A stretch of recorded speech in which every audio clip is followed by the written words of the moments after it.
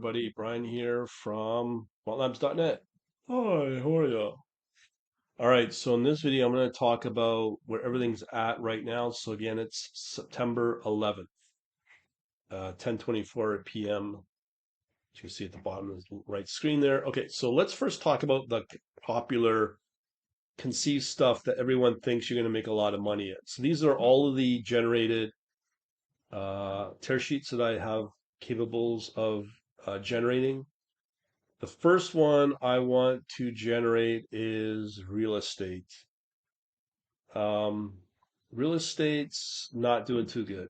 Okay, let me just line this up much easier. And voila. All right, here it is. So this yellow line, now this has been generated for the data that you're getting is from the last 90 days since beginning of, guess it's June, July, August, so close to 90 days. Okay, so what you're going to get here, let me move myself over so you can get a proper view of this. That's pretty neat. Anyways, blue line, this one right here, that is the strategy, the trading basket for real estate. So you can see it has outperformed and it's just perfectly uh, indirect with the relationship of the strategy of the benchmark, which is the S&P 500. Who would figure that out, eh? Anyways, I don't make this up. Here's the returns. Pretty volatile for real estate, but it's negative for September, and we're almost halfway through.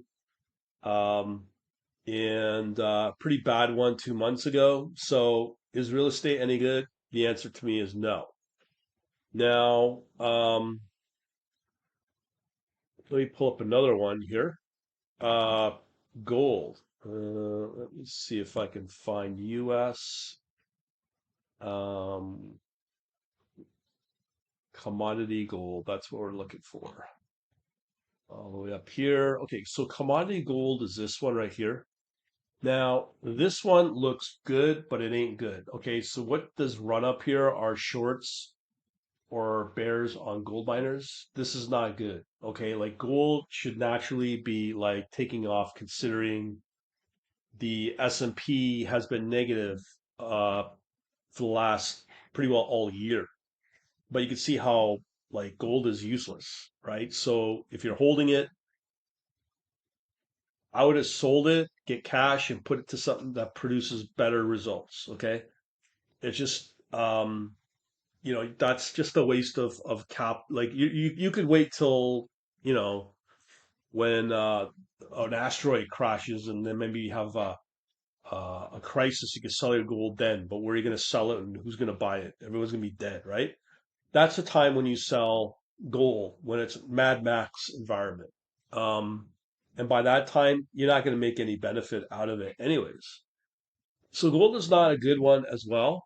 So gold and real estate are usually what they say is the most two best investment vehicles out there. Then we get into crypto. Now with crypto, this is why I cut it back down from 1 year analysis to 90 days. This is where it gets very interesting. Even though crypto is very volatile, you can see the returns here are not that great. Um, and It's still not a top performer. And I say that is look at that those negative returns, except since July, and now September's looking okay, but it's July's been a very strong month. Generally, this is a good month to get into crypto, but it's still volatile. I'm not a huge, I think, I don't know. I like crypto a lot. It has so much potential. It did have potential, and that's when we'll just say the regulators or the powers to be pretty well want to kill it off, and they've killed it off pretty good. Will it come back? I can't say. I don't know. I'm just not a happy camper with crypto right now. Be it Bitcoin, Ethereum. It could take off. I'm ready to rock and roll. Ready to rock and roll. But again, why tie up capital if it ain't going to produce or yet it's not going to produce, right? So what is producing? So this right here is the best of the best performers, what I call the master portfolio. That's what I would put money into. So if I had done that, theoretically we should be up 23% for the month. And I have put up a really killer trading basket in the tear sheet a few days ago. You got to understand this is a totally different dynamic of returns here based upon basically the look back of your analysis and what you're choosing to go with. So this one is not as good for the year, but it's very interesting. Um, okay, energy. Now remember, this is the last 90 days. So energy is producing better than the S&P. Again, I'm all about positive monthly returns. That's what I'm after. I don't care about what it did for the year. I don't care what it did. I want to know month by month because at the end of the month, you can sell out and then go into the next month and just focus on what's producing positive returns for that month, day by day for that month. And at the end of the month, again, you just sell it all if you want and start over and just watch what's producing for that next month. Um, that seems to be the better way. Now, people are going to say, talk about commissions and all that. That's true. But I'm getting a little more deep into this. And because a lot, well, I should say these are all ETFs. Now, the ETFs are really good data sources. I used to watch CFD, but ETF, there's over 1,000 of them on Interactive Brokers. So that's what this focuses on is Interactive Brokers because they have great ETF exposure and great data to watch for this exact reasons, right? So in this case, energy was doing really good earlier in the year, as you can see. I mean, who's going to say no to December 28% return, January 46% return? But look, you only had one negative month from June, and these are all inflation, right? This is what has been driven by inflation back at that time for these returns. So when I say energy, it's involving everything from oil exploration, drilling, infrastructure, natural gas. Now, if you're an environmentalist, take it easy, man. I mean, there isn't, it's getting going to get positive now, but the returns are not as good as you can see here for the last 2 months. So there goes that, right? So this is where it gets very interesting. And like the metals. What any environmentalist will tell you, oh, you should get an EV, an electric vehicle. Well, I just learned today that an electric vehicle has 2 times more copper than a regular conventional car. Okay, so you're gonna have to now produce more copper to produce something that's supposed to be called quote unquote better for the environment, or yet you got the lithium as well for the battery. And then you're still using electricity to charge the frickin' thing. They should have gone from day one solar, where there's no extraction for anything in the planet. Okay, so you're actually probably making it worse for these electric vehicles, no matter what you hear, right? So, but at the end of the day, you got pretty good returns for metals. I just showed you a gold, silver ain't in here as well. These returns would blow your mind on what is giving you these returns. And again, if you want to know, you got to be a customer of mine, okay? I don't run charities here. Sorry, just how, like I got a dog to feed here right behind me. But you know, if you don't like it, I guess I hate to say, you got millions of other channels to choose from on YouTube. Anyways, energy. Again, this is commodity metal. Now, this energy is specific to the U.S. It's pretty well the same globally, since a lot of these are based out of the U.S. So here we are getting more performance with energy, which is all fine and good, outperforming the S&P, which is good. But look at, there's no momentum. Okay, no momentum. And it's starting to produce for the month 9%. That's not bad. That's better than what you're getting probably right now in the markets. Just follow the yellow line, right? and there's your zero right there. So you're going to be negative. Okay. Africa and Israel. Don't ask me why I came up with this, but I wanted to get both Mideast, which is really Israel, as well as Africa. I know if I could get access to Saudi, UAE, or Qatar, like seriously, you'd be making good money through interactive brokers. I haven't seen any. If you know of any exposure, please tell me.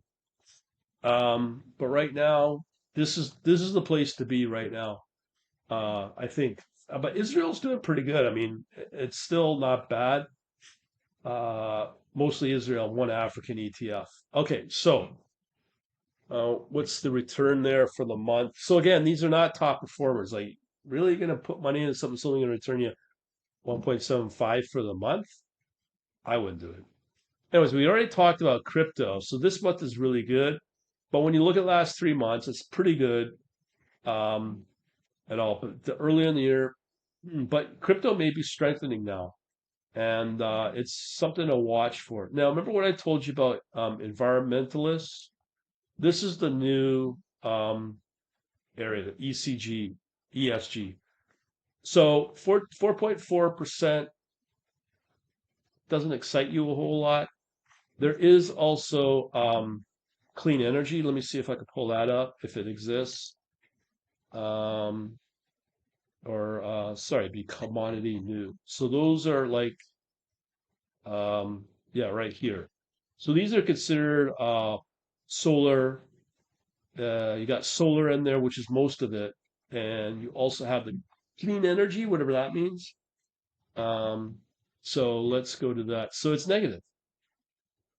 Doesn't make sense because I do think way out for the environmental thing is solar. I mean, that's the only way. You cannot at this point continue to extract out of the planet Earth. We've maxed out, and it's solar. I've got a little dinky battery wireless. You don't need the sun; you just need natural light. As long as you have natural light, you should be okay. But I don't know why they haven't put a lot of effort in the solar, but who am I to say, right? But unfortunately, new energy is negative, as I said right there for the month. Pretty strong for July and August. So again, don't ask me why that is. Now, another bunch will be U.S. equity stuff. Listen, man, equities is pretty well written off. I think from what I'm hearing and reading and watching, there will be probably a 20 to 30%, maybe as high as 50% correction. Okay, and if you're with an advisor, financial advisor that only focuses on and bonds and stock, you are going to be royally screwed. Um, I know some pros, top 5% in one of the big banks here in Canada, and they're not getting well. They're proud to have returns of -5% versus negative 20%, and they still get paid for that. So let's see here. One of the ones we're talking about, Treasury's not in here. I'm trying to think. Actually, um, yes, there's about how many do I have here? About 90 that can be generated. So Treasury, here's Treasury. Okay, so Treasury is not really reliable.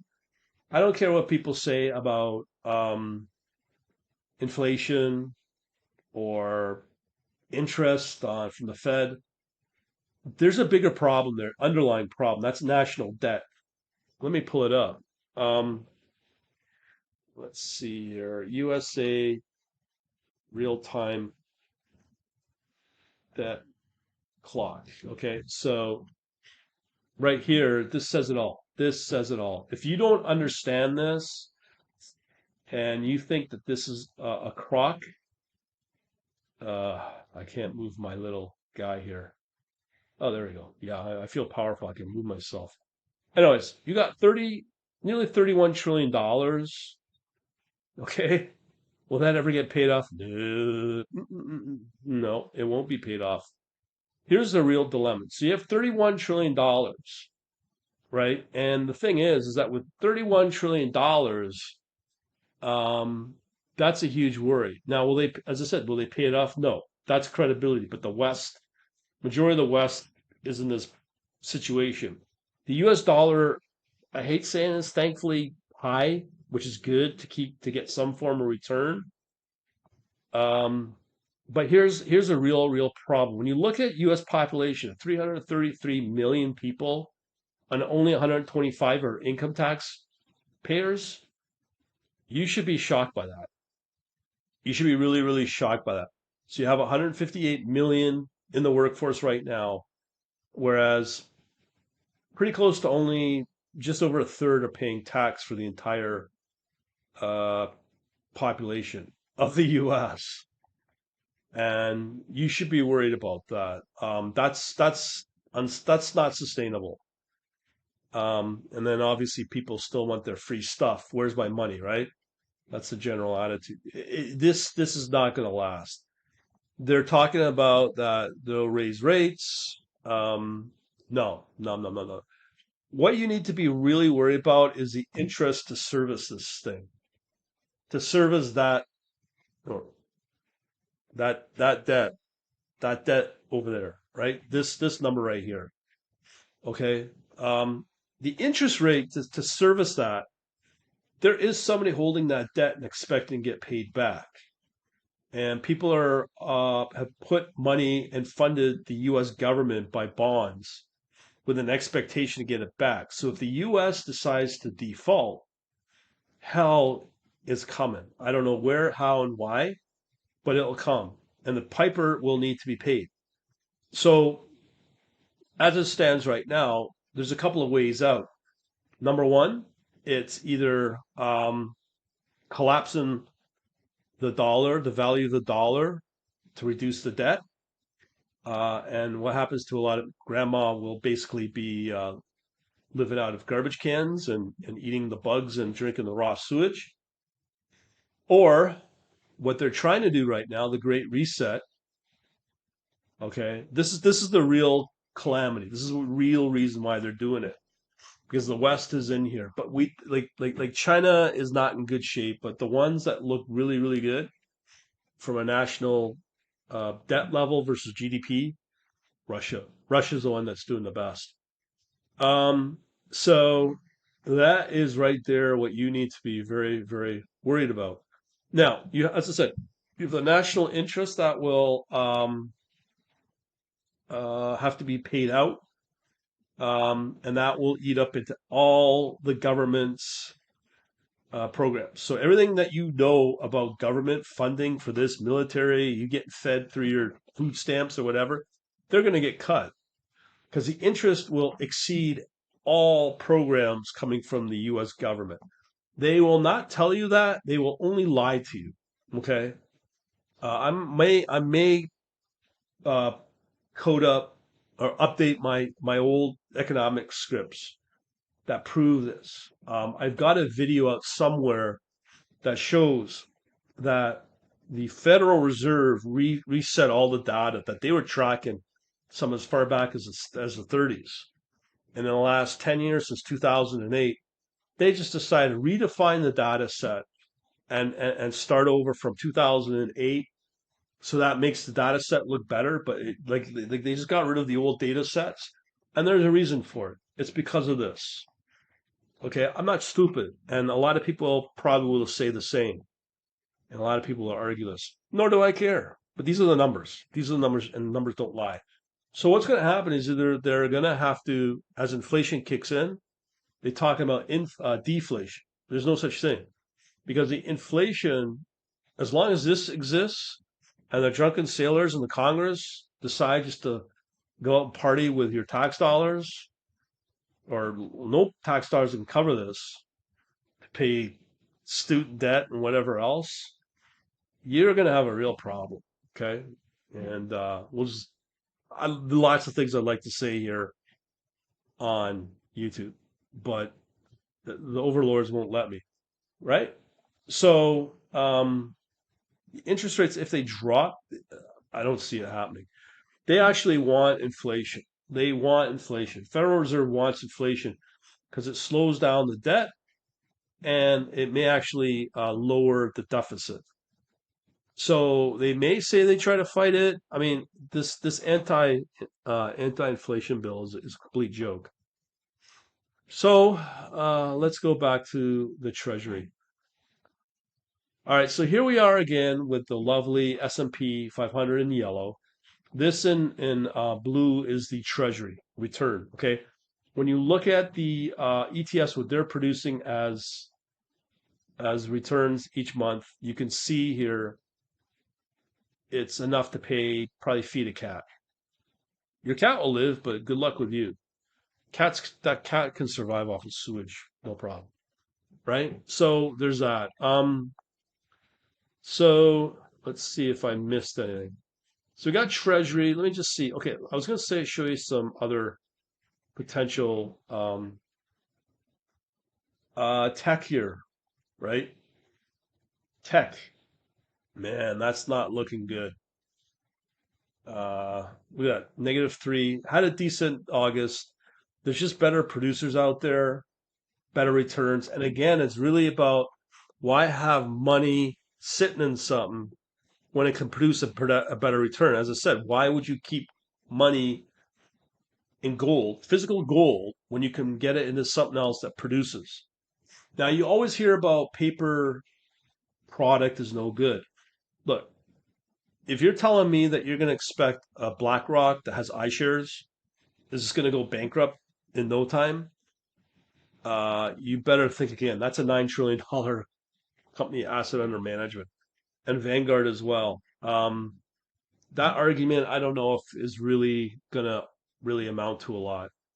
ETFs, I got to research it more. But on the other hand, if that was the case with ETF, what you can do, and it's a stock of some kind, or where there's underlying, then you move it into the actual stock, right? Um, as an example here, a good one is utilities. So there's going to be utilities here. It's a stock. It's underlying stocks for this ETF. Not a great return for halfway, but considering that is beating the S&P, and if you want better performance with less commission, you may want to maybe move into a top 1 or 2% stock of the holding within that ETF, right? That's what I'm looking at. And, by accident, the fundamental analysis is really going to help there to reduce those fees. That's the best I can show you so far. I've covered everything in this video. Real estate, metal, gold. Here's the other problem. If you think you can get away by just watching these kind of videos, let's look at metal. Okay, metal right now.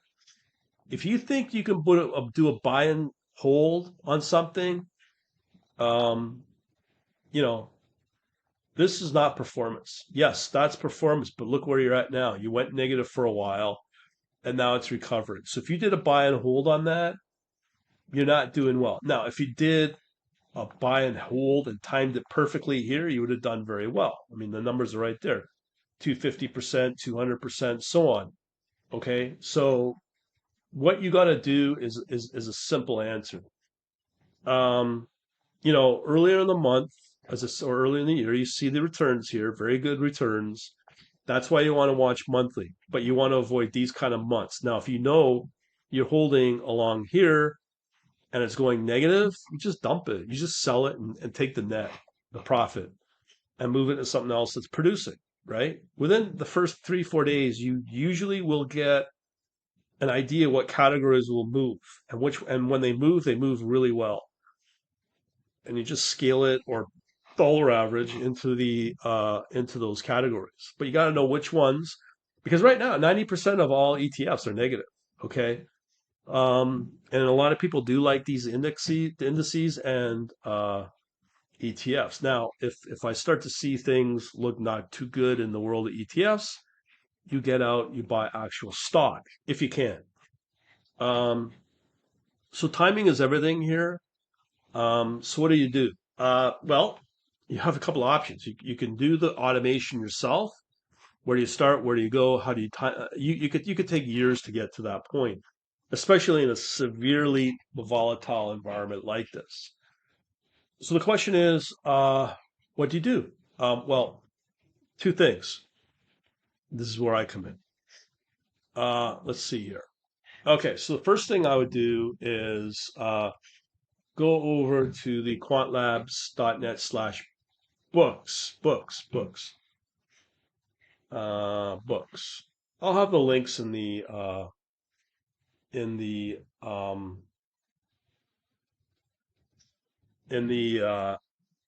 in the link in the description. Okay, so just sign up. If you don't like it, it's just no cost to you. Just get out. If you like it, stick around. If not, what can you do, right? The other option is if you want to see what I'm blabbing about, just go to quantlabs.info for the chat server. I may start working on mobile app versions for this, be it for Android, for your phone, because I really want to get off of Telegram, to be honest, and your Microsoft Windows system. You'll still be able to do it on uh, your Mac. I'm not sure, but the iOS device like iPhone, iPad, no. Okay, so here, if you get into this, you go into my general chat. Now, I could change this at any time just due to the market demand. If it ever becomes of that, yeah, you can just see what I'm putting up there as well. Okay, so that's the chat server.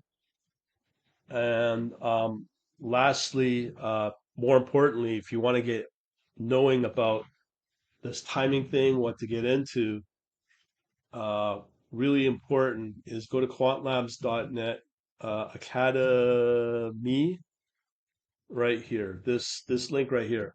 As I said, I'll put all the links in the. This is a monthly service. This will be getting much more expensive now as I'm putting on live positions now, and I'm hoping to get a track record going over the next couple of weeks. Once that track record's in place and is profitable, especially in this challenging market and volatile market, and I'm able to get consistent profit, then guess what? This price is not going to stay what it is. It's going to get very expensive. 47 bucks a month for all this analytics stuff. I'm going to be doing workshops as well. I've been doing my first one on Forex, and that's getting worked on now. And I'm starting to really think that fundamental analysis is way more important than anything else. I just watched a video on Eugene French from the FAMA and French model. The question was asked on Kitco news YouTube channel. He asked if technical analysis is any worthwhile pursuing. And I just said, no, it's not. And this is the man at 83 and who's basically developed the model where all the risk assessments based off of that all the banks and all the hedge funds use. So he's telling you that technical analysis really is not that great. Uh, and people will try to forecast off it. That says so. But again, it's not my money; it's your money. So you can get access to this monthly service, and if you want it, great. If not, again, you know, you that's fine. I mean, I just showed you. You can probably make back your money in no time, depending upon your account size. Okay, because I only use two. I use Kraken for crypto and Interactive Brokers for uh, everything else, like all the mainstream stuff. And the other platform I use is Motorwave. So that's pretty well it. I do Python as well, but I don't expect people to know Python. Another thing I get is, well, I don't have time. Well, let's face it, you are probably in uh, a very precarious situation, depending upon your career. If you're a cashier, just check out the kiosks, okay, in stores, right? Kiosks are, let me get into a rant here. Kiosks are basically for checkout is they're here. I mean, they're replacing cashiers. That's what they want. Also, um, for, drive-throughs for food. That's going to take out a lot of people. Warehouses with automated robots running around to do the fulfillment. That's done as well. The only thing I can see is maybe construction and trades doing very well still. I know plumbers that haven't gotten really good contracts, and they're fairly senior, so they're not doing too good. But again, I can always be wrong in that regard. So, the automation's coming for you. Companies about, I think I've heard it was 50% that are preparing to lay off, and maybe as high as 70%, 75% they feel that they're going to be going into recession. And when you have 50% of companies saying that they're willing to lay off, that's a very dangerous situation because this mass layoff, this recession is not going to be, as I said before, not like your granddaddy's, grandpa's recession. There will be uh, the numbers of employment is not good. This is one of the data sets that they've replaced. Is they don't count people looking for jobs as unemployed, and that's why the employment figures look better. They want it to look better to make themselves look better. The politicians look better. People are probably working 2 to 3 jobs. The pay is not that great, and the pay now is not even keeping up with inflation. So you're going to have to find ways to beat to beat inflation, to beat the um, lackluster performance in markets, and now going into the winter, especially if you're in Europe, you may not even get past March, April because you may freeze to death. If it ain't going to be that, you're going to have food shortages. So you're going to have to find ways to generate this capital, not just for today, for cash generation today, or cash flow, but for your future when you retire, because you will not be able to depend on the government. And this is why I personally feel like they're killing off crypto, because they know crypto is such a threat to them, be it at the IMF, the UN, all the UN subsidized government agencies in the UN. They will. They're. I'm not going to get into it, but they're just not your friend. Okay, and you're going to have to find ways to be able to continue getting really good returns, and out of that, be able to draw out of that just to live. I think it's getting more challenging as inflation does look like it's going to continue to go up. I should actually let me see here. I'm always coming up with these topics here. Let me just go over this one. Uh, okay. So in here, I've got commodity agriculture. I should have showed this before. This one did fairly well earlier in the year. As you can see here, really good run up from January to about May. Really dropped back, but yet during between May, July, August, inflation was still fairly high. Food costs should have come down, but they won't because once those stores get you paying those prices, don't expect those stores, those grocery stores, to reduce prices to be a good guy. They're not. If they know that they can have you continuously pay out exorbitant amount of money for just basic food, those prices ain't coming down. What they may do is they may drop the price, but then do what they call shrinkflation and make the size and the amount of food you're buying cheaper, but it's still inflated, even though the price may be lower, but the quantity of what you're buying is lower too. And as you can see here, since July, it started to move up again.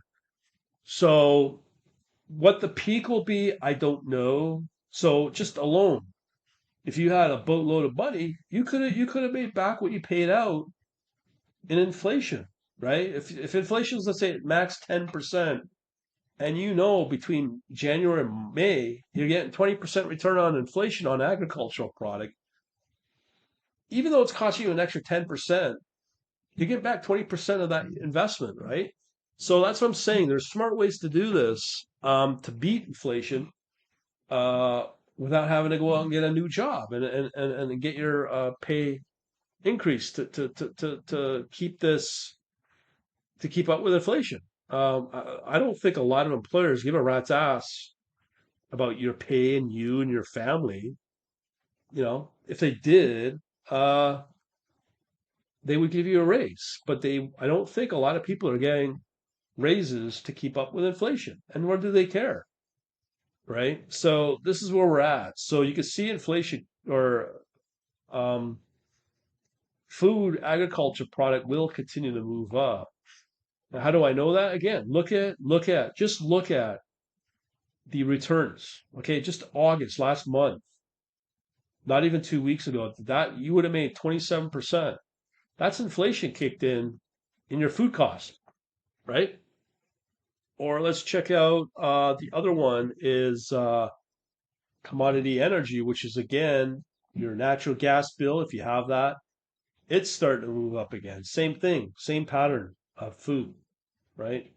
This one you would have doubled your return, and I don't know.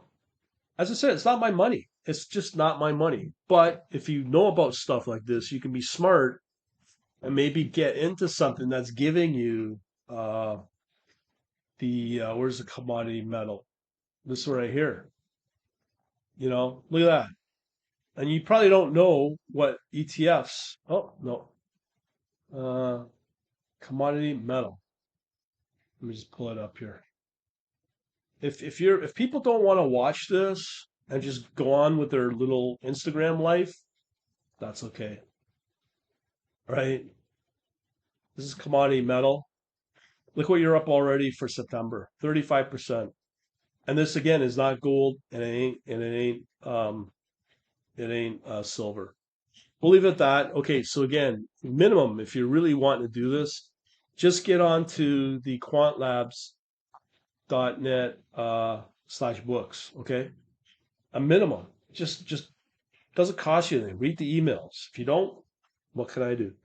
All right, we'll leave it at that. Thanks for watching. Good luck. Good luck to you. Over and out.